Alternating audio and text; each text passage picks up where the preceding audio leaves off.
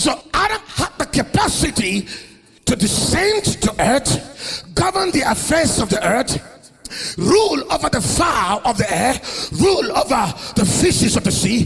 He went into different dimensions, realms, and civilizations, because he was the only human creature that had the breath, the body, and a soul. So with his spiritual capacity, he could ascend into the air and rule over creatures, spiritual creatures in that dimension.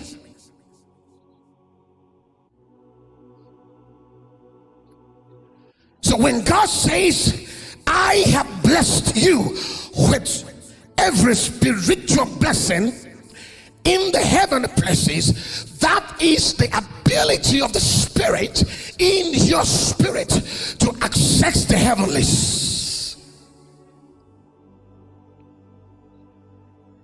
And now here's the point. God doesn't want you to function from earth to heaven.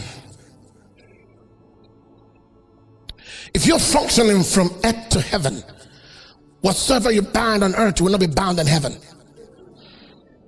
But if you're functioning from heaven to earth, when you come here, you know your consciousness on earth is controlled, governed by the rulership and realities of the Spirit.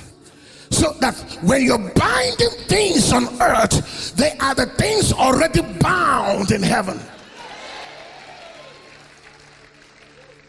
You don't have your own independent will, your own independent interests.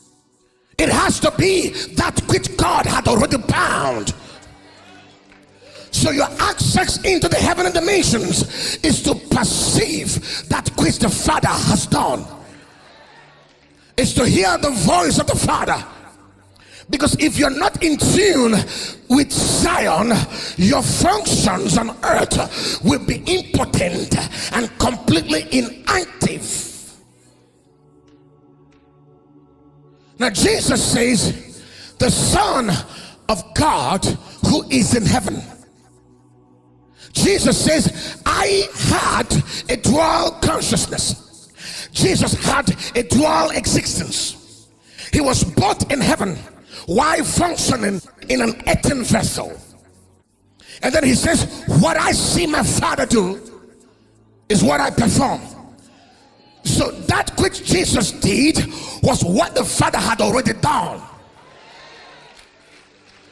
So the words of Jesus, the preachings of Christ, were the echo of what the Father had already said in that realm of divine fellowship.